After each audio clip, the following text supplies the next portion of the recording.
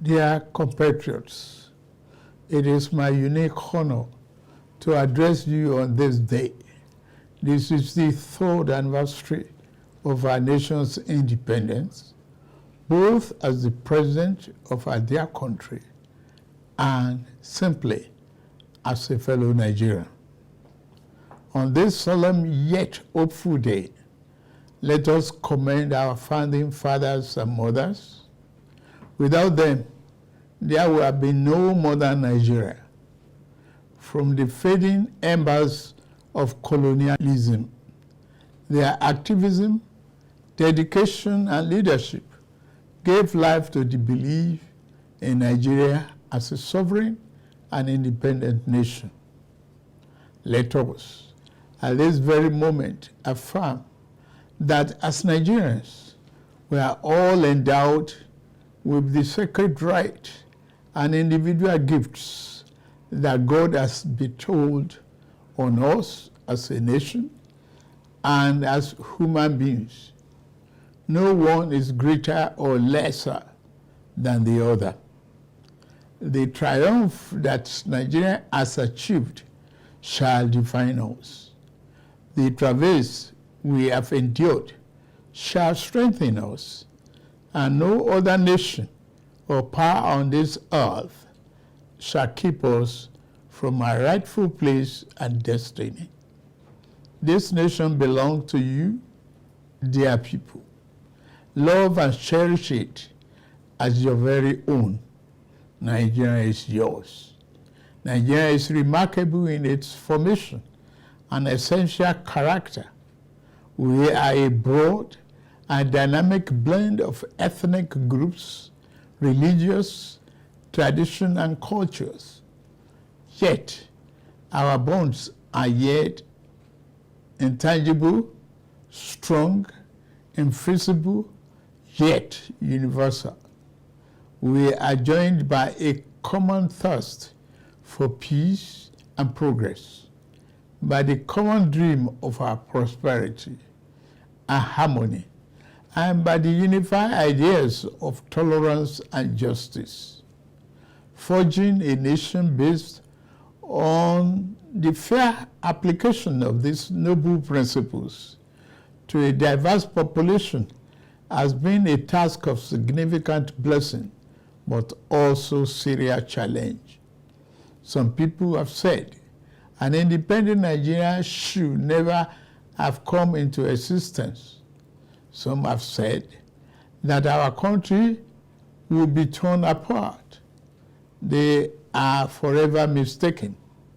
Here, our nation stands, and here we shall remain. This year, we passed a significant milestone in our journey to a better Nigeria by democratically electing a seventh consecutive civilian government. Nigeria has proven that commitment to democracy and the rule of law remains our guiding light. At my inauguration, I made important promises about how I will govern this nation. Among those promises were pledges to reshape and modernize our economy and to secure the lives, liberty, and property of the people. I said that bold reforms were necessary to place our nation on the path of prosperity and growth. On that occasion, I announced the end of the fuel subsidy. I am attuned to the hardship that have come. I have a heart that feels and eyes that see. I wish to explain to you why we must endure this trying moment. Those who sought to perpetuate the fuel subsidy and broken foreign exchange policies are people who will build their family mansion in the middle of a swamp.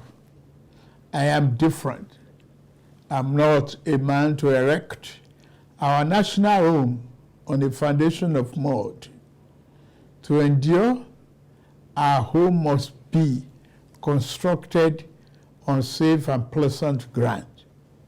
Reform may be painful, but it is what greatness and the future require. We now carry the cost of reaching a future Nigeria where the abundance and fruit of the nation are fairly shared among all, not hoarded by a select and greedy few.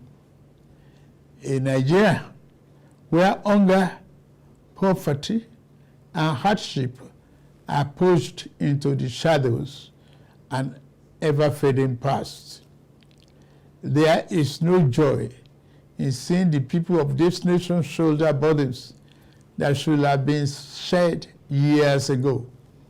I wish today's difficulties did not exist, but we must endure if we have to reach the good side of our future.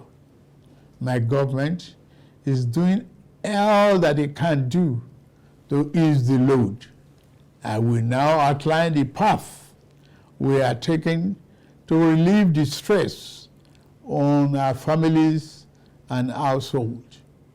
We have embarked on a several sector reform to stabilize the economy, direct fiscal and monetary policy to fight inflation, encourage production, ensure the security of lives and property, and lend more support to the poor and the vulnerable.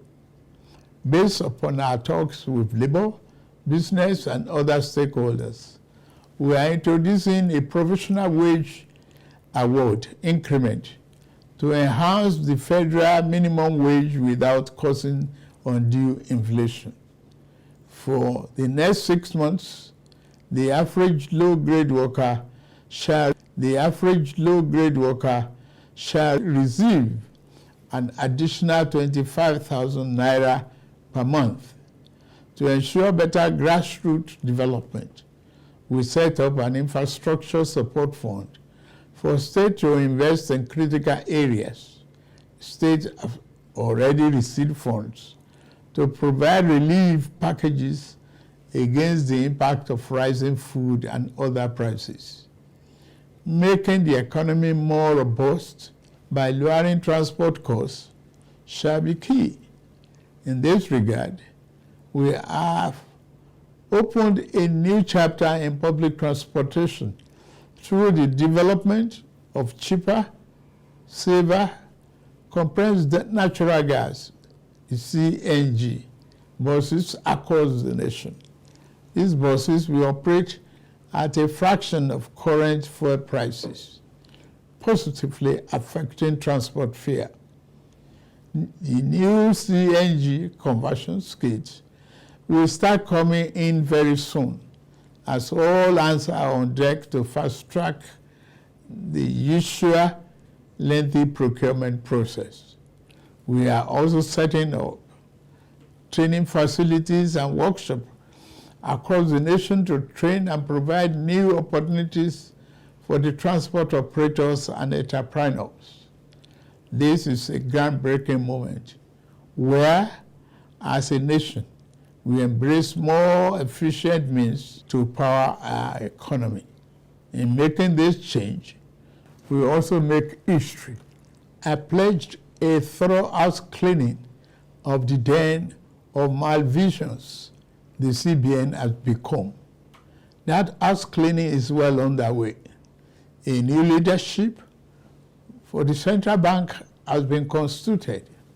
Also, the special investigator will soon present its findings on the past lapses and how to prevent similar recurrences.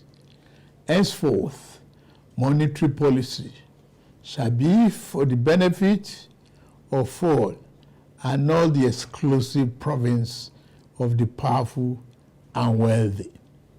Wise tax policy is essential for the economic fairness and development.